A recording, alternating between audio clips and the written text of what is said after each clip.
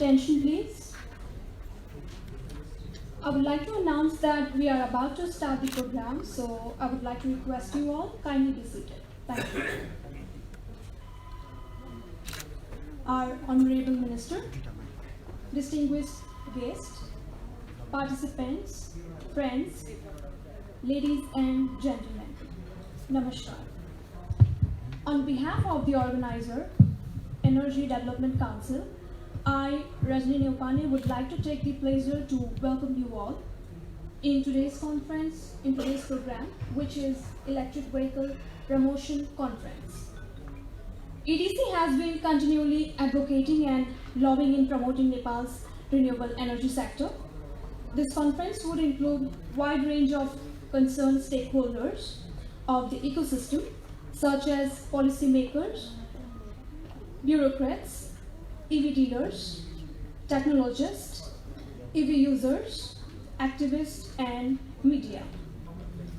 The primary aim of this conference is to promote the use of electric vehicles across the nation and the proper utilization of the country's own generated hydropower and other renewable energy would have positive impact in Nepal's economy, which also reduces the air pollution, ultimately contributing in achieving the Sustainable Development Goal targets.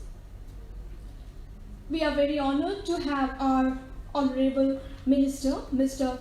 Barshaman Pun, Ministry of Energy, Water Resources and Irrigation, as the chief guest of today's conference. I would like to applause for that, please. So now I would like to request our Honorable Minister to come on this stage and take his seat.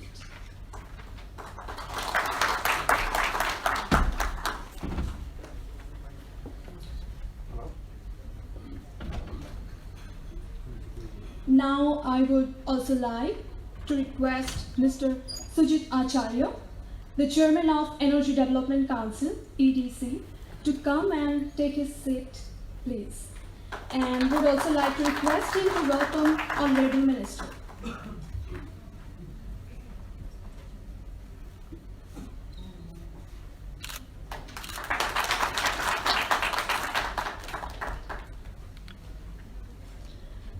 Now may I request Mr. Sujit Acharya, the Chairman of Energy Development Council, to deliver his welcome address.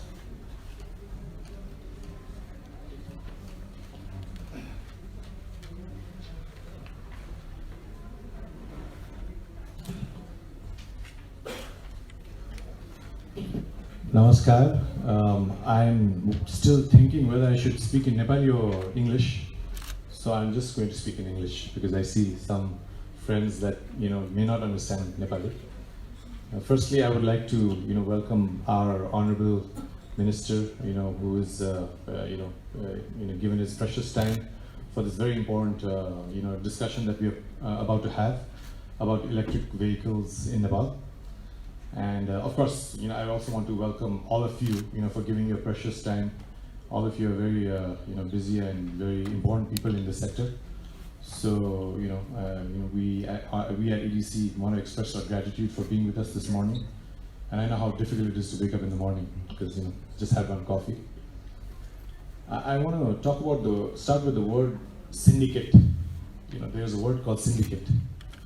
And, in Nepal, there is only one organization that is not a syndicate, and that organization is Energy Development Council. The word syndicate means a group of people, that are lobbying for their specific interests. There is only one organization in Nepal, not two, only one, that lobbies for the entire country. In Energy Development Council, you will find private sector, you will find the government, you'll find the community, you'll find the lawyers, you'll find everybody in this. So this council actually belongs to Nepalis.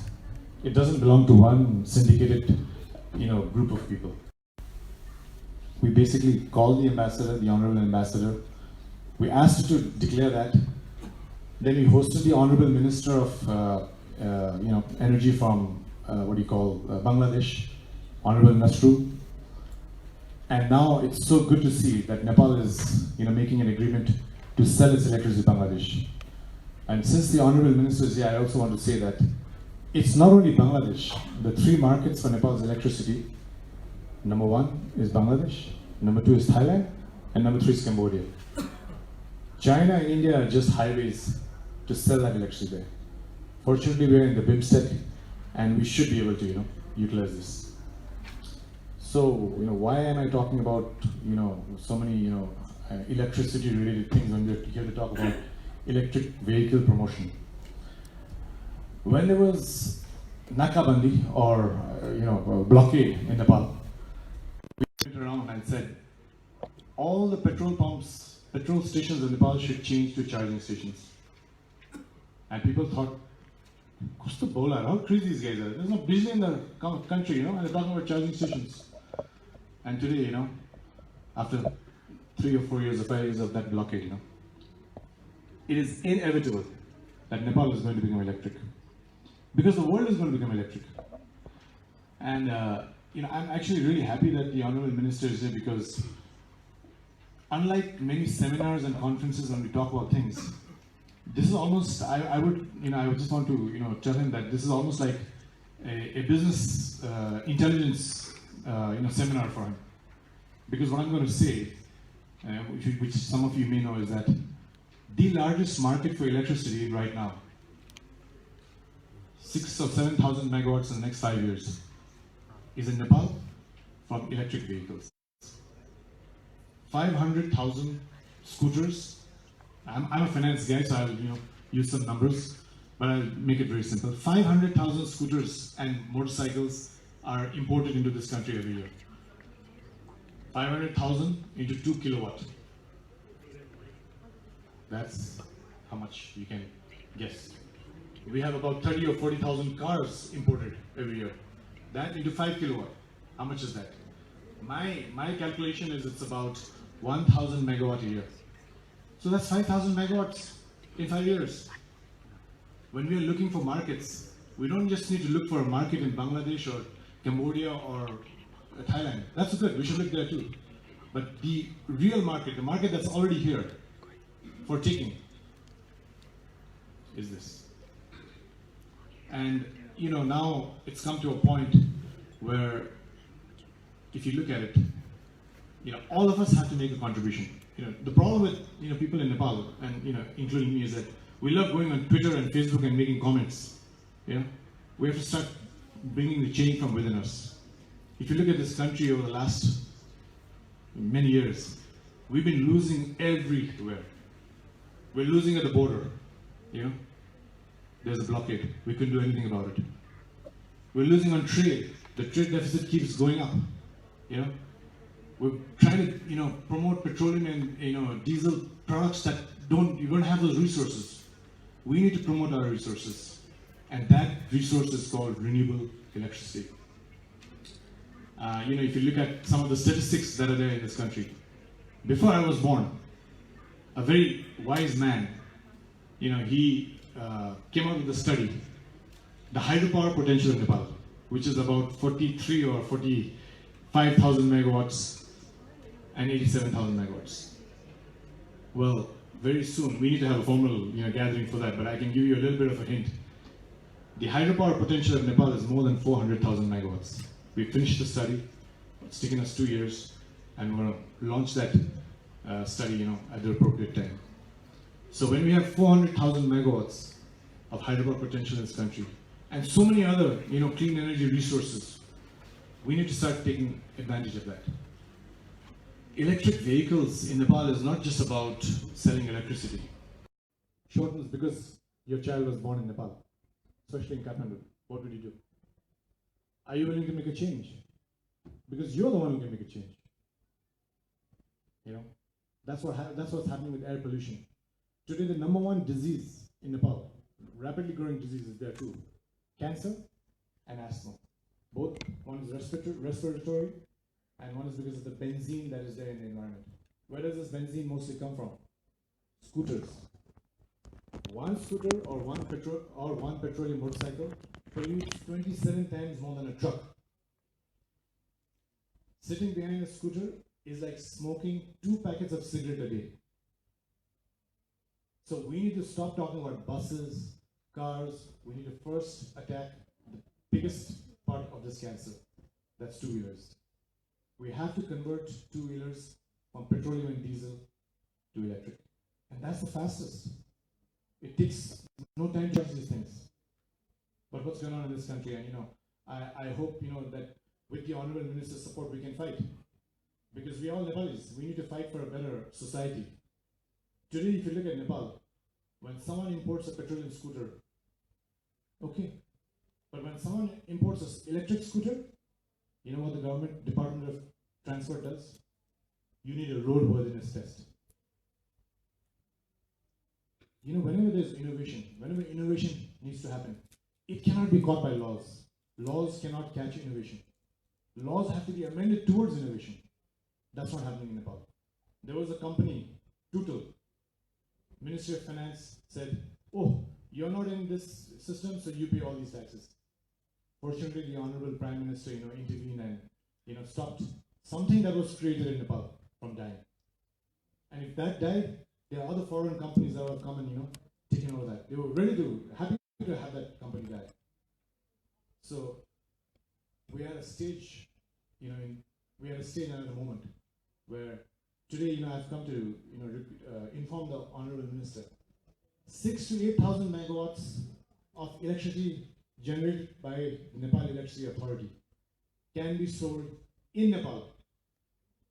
But you have to lobby to convert all this petroleum and diesel to electric. Now, that's okay. We've spoken about health, we've spoken about the economics, but there's the most important element why we need to go into electric. I think all of us have faced the blockade, right? We faced the blockade. What happened during the blockade? Cars couldn't run, homes couldn't light a fire. So it threatened our national sovereignty. Our national security was at risk. And here we are, Nepali people, we want to take red flags and yellow flags and white flags. When are we going to take the Nepali flag in our hand? And so we have to stop this. We need to stop petrol and diesel. This is the number one threat to the national security of this country. Because I think about $2 billion of Nepal's money is spent on importing petrol and diesel. And if $2 billion is spent on that, you can imagine how much is spent on petroleum and diesel vehicles. So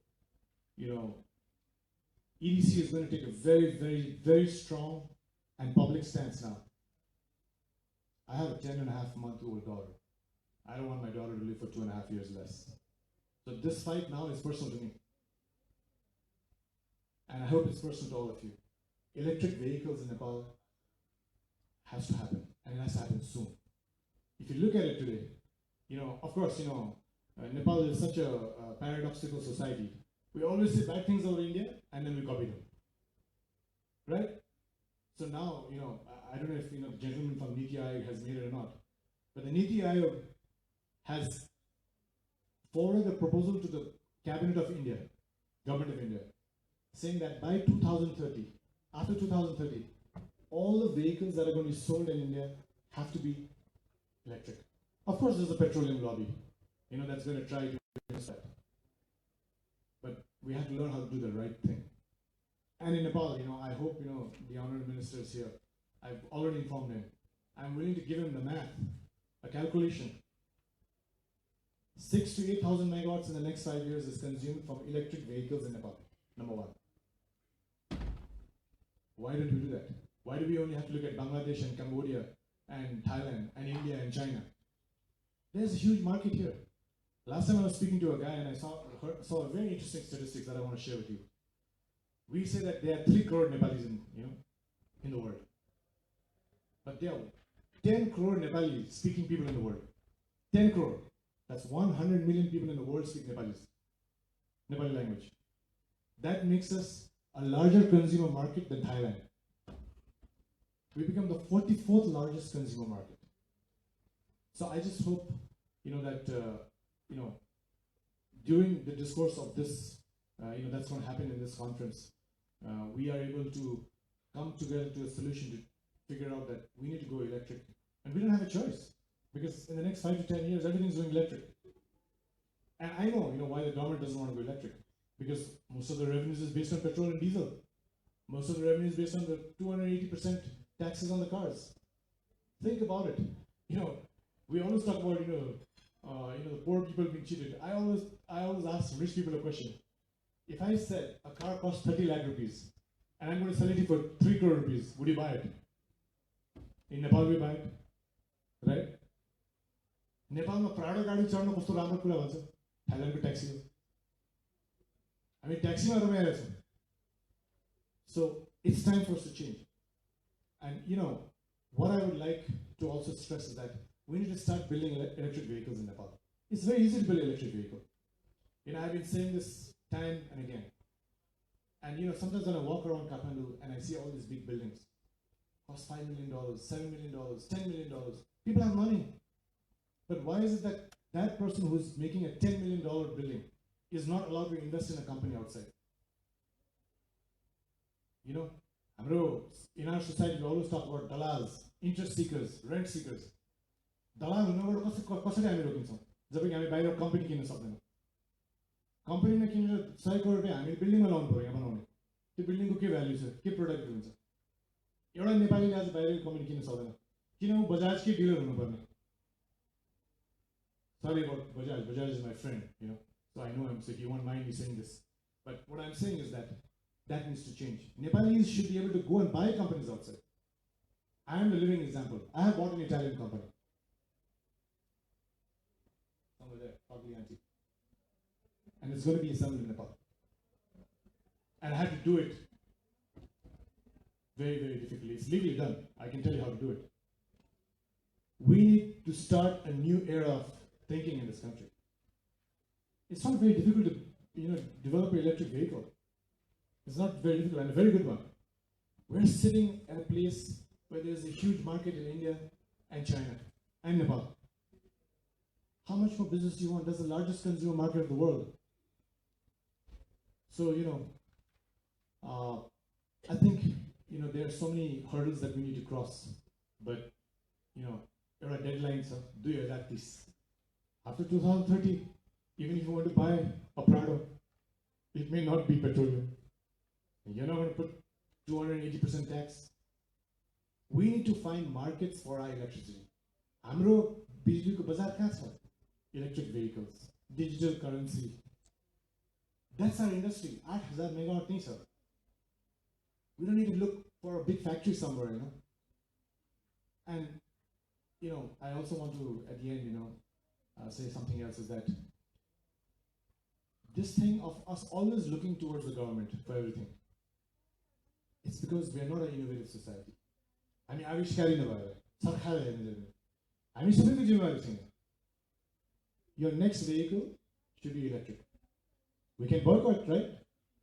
You don't have to, say something bad. You can boycott the diesel vehicle and buy electric vehicle. Do your part. As a council, we have to do our part. We have to fight and advocate and tell people, if you love this country, अर्को नाकाबन्दीबाट बस्नु छ भने नाकाबन्दी हुँदाखेरि पनि भयो नाकाबन्दी हामीले के effect छैन भन्दाखेरि इलेक्ट्रिक भेहिकल किन्नु पर्यो. इलेक्ट्रिक गाडी, इलेक्ट्रिक स्कुटर, इलेक्ट्रिक बसमा चढ्नु पर्यो. किनकि नेपालको पेट्रोलियमको नाम, the name of Nepal's petroleum is electricity. The name of Nepal's petrol pump is electric charging station. If we want to save 45% of our budget that is going towards the import of petroleum products, gas, petroleum vehicles, 45% of our budget goes towards that. That could have been used to make bridges, roads, highways, railways. What are we doing? We raise all the tax and we just give it back. It's called a vicious cycle. The vicious cycle. Paying money, collecting taxes on it, again paying money. Nepal's budget is not 13-14 billion, what it is. Reduce that by 80%. That's our real budget. The rest goes towards buying petroleum products and giving salaries. So if we want development to happen, this is one model that I think. Electric vehicle is the #1 topic of national security for this country.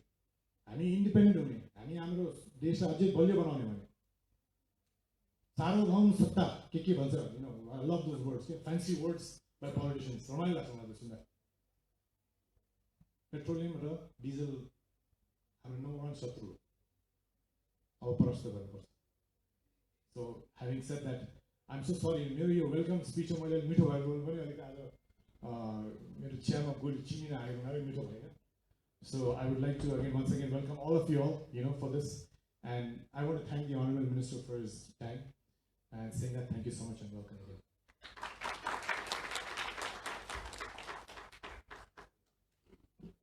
Thank you, sir. Now I would like to request our chief guest of today's conference, Honourable Minister Mr. Barshaman Pun, to light up the lamp and inaugurate the conference.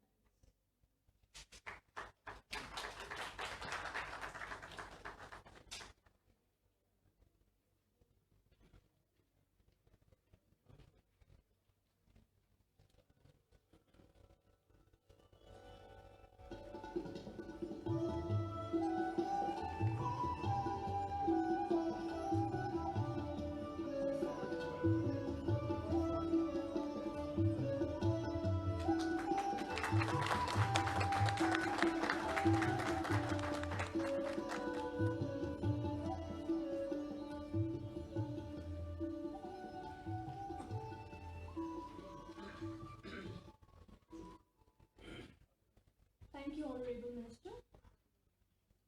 May I request Honourable Minister to deliver his inaugural speech.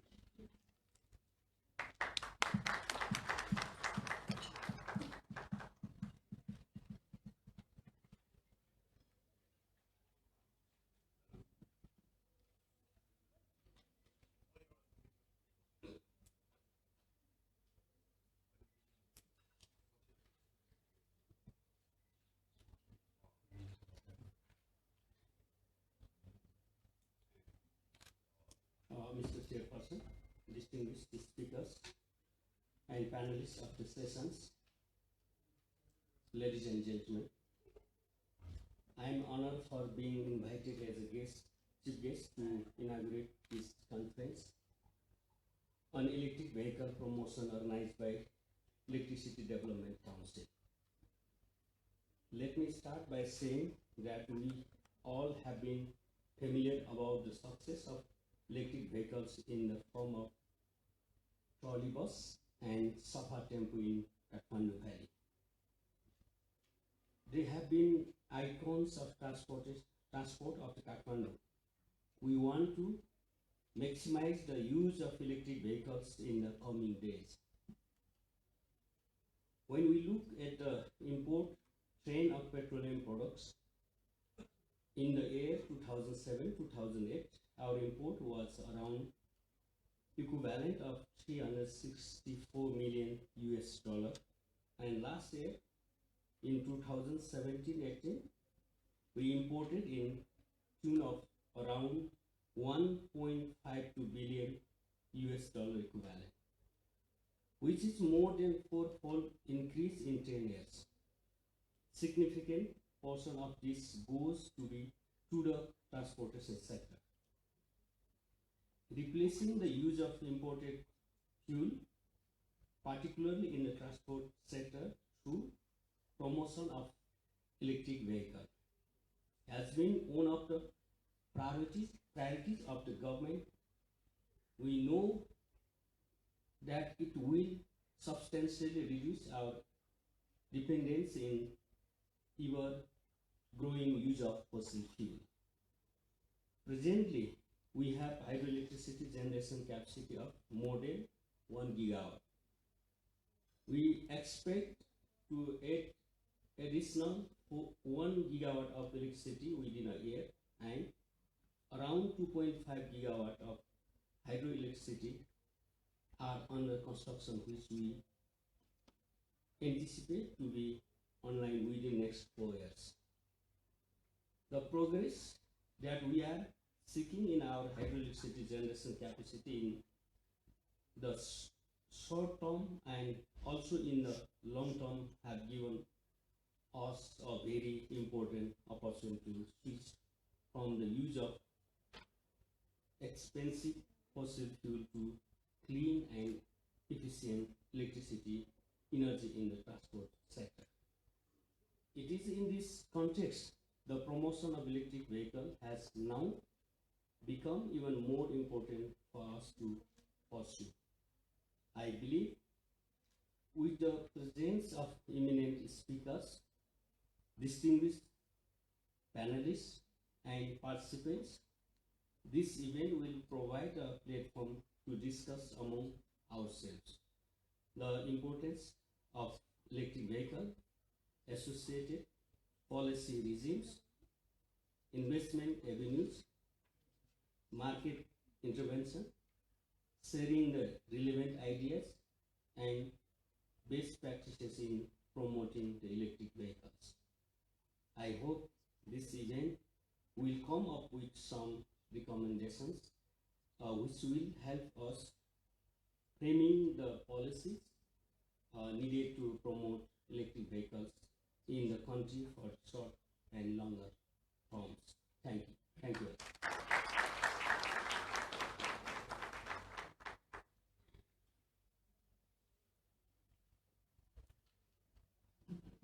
Thank you, Honorable Minister.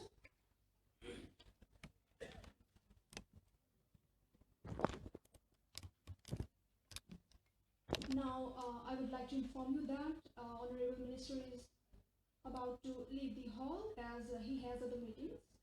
So, I would like to thank for coming and attending the program and also for giving us valuable time. Thank you.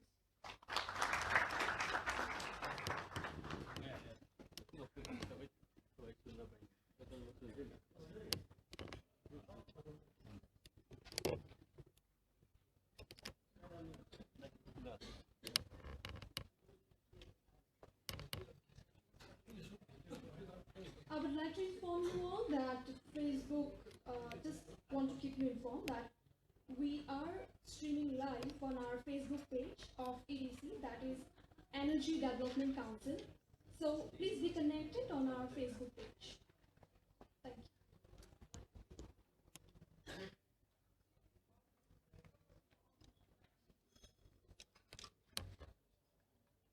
Ladies and gentlemen, now I would like to request Mr. Madhusudan Adhikari, the Executive Director of Alternative Energy Promotion Center, to deliver his special remarks.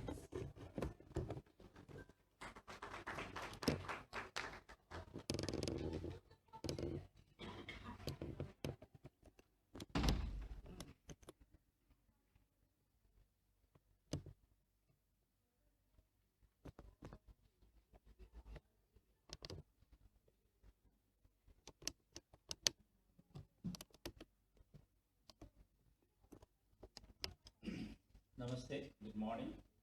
I would first like to thank Electricity Development Council for organizing such an important event, and would like to thank our minister who came and motivated us, and we are part of this event, so I'm very much happy that you all very distinguished participants made this event came this morning.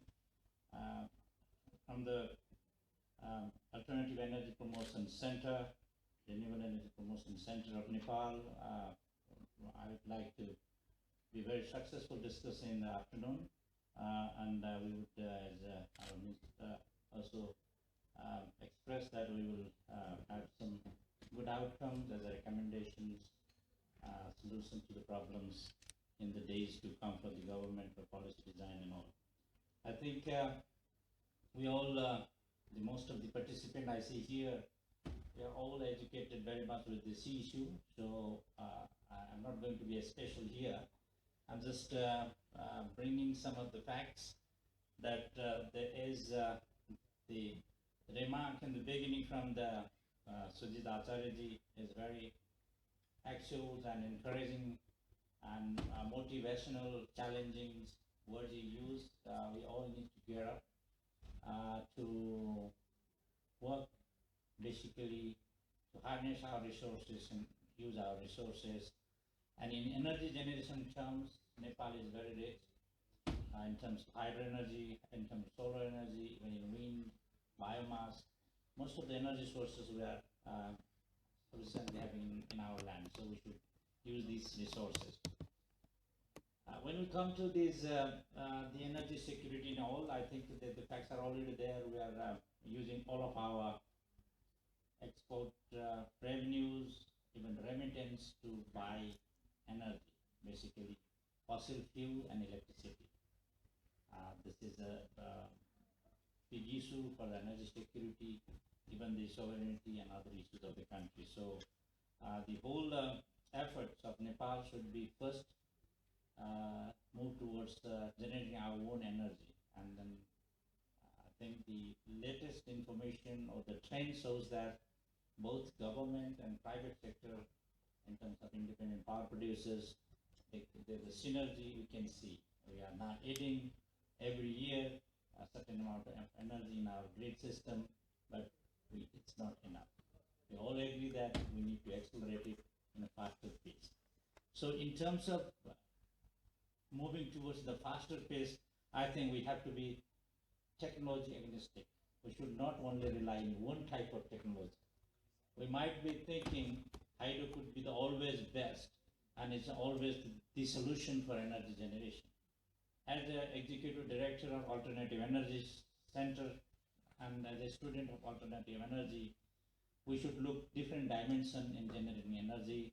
First, of course, the cost, then, of course, the reliability, and third is the time.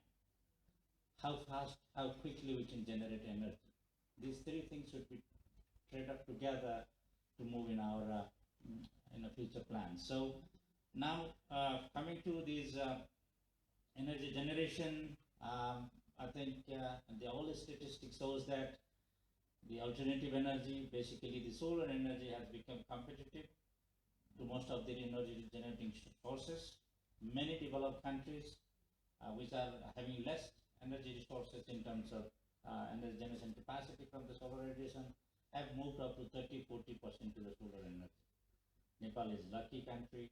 It has 315 days sunny lights, and we have different other parameters which supports us, like the solar energy will be harnessed in a better way in cold climates. In our mountains, the energy efficiency will be more. Even in Himalayas, you can get the reflection part of the solar radiation to get more energy. So I think there is a time, there is a call for the policymakers, private sector developer to evaluate the cost effectiveness and time benefit of energy generating sources. Of course, we will use our hydro resources, but we should be gearing up to increase our energy mix with alternative energy. It's very timely. You can do it where you need it. It's so modular. You can even pack in your bags. So we should think in that way. And when we come to this transportation, of course, as Sujit already clearly said, by the time factors, by our knowledge and societal systems, it looks like that having a car is a prestige, having a house is a prestige. But as it clearly mentioned, this is not the best investment to make for the economics, for the personal life also. So we have to change our culture, we have to change our investment pattern or expenditure patterns, and we have to be more logical and rational what we can best use with our hard-earned money or hard-earned collective taxes. So in that terms, I think having buying all expensive vehicles, even with 300% taxes, where it's basically fueling our administrative cost from the tax, is not the best way to optimize our resources. So I think with this statement, the energy saving, energy generating has become a challenge to us, and then the transport management also become a challenge to us. I think as working long time with the partners in the development field, it looks like that we have been not very much appreciative to the efforts people showed us. I can see when I came first time in Kathmandu, I think it was in 2038 BC, in Vikram Sambat. That time I used this electric vehicle here. Trolley bus was there. 30, 40, 50 years before, someone already showed us, this is best for you. And we tend to ignore that. And now we dismantle it all and there is no traces of it. And now we are starting the discussion from the different angle, which is expensive, less knowledge, not best for us. If there was a trolley bus in Ring Road today, there was crisscross from Balaju to here and then these things, then it could have been solved. So I think we have to again reflect to our learnings and move forwards. Now the technology has been upgraded. As a student of renewable energy, I know a little bit of the battery systems. The introduction of electric vehicle was not now, it was in 1850s. The technology was tested because of the battery, because of the technology available then in the battery, it was not possible as easy as it goes now because the batteries were heavy, charging time was high, it was costly. And we were always thinking of a consumer vehicle with certain weight and certain size. Now the technology has improved dramatically. We get the same size of battery, in 1/6 of the weight, 1/10 of the volumes, and it's really highly efficient. Now the latest car shows it goes with 300 kilometers with one charging in minutes, not in hours, and you can carry these batteries very light in the light vehicles. So these technologies are available. I think this is the time now the policy should support and restrict the other side and bring more and more electric vehicle in Nepal. As my minister also said, as a part of the ministry from last 5-6 months, I can also hear a lot of discussion going on in this area. Especially, I can see the Kulmanji here, who was also supposed to be here. He's already working on the charging station and the other areas. But I think the pace, the speed is very low. I think it's naturally it's taking time. It's not from the other side pressure, but I think the government is moving towards this. As a student of renewable energy, I'm in full support of this event, and I hope this kind of event definitely will prime the policymakers, make them advertising effective. This should be in the agenda of discussions. And even I think yesterday we had a meeting in the ministry. Someone came from the Prime Minister's office also. I was inquiring about the status of the draft directives on the electric vehicle things, the charging rates and all. So things are moving, but it's not moving in the speed we expected.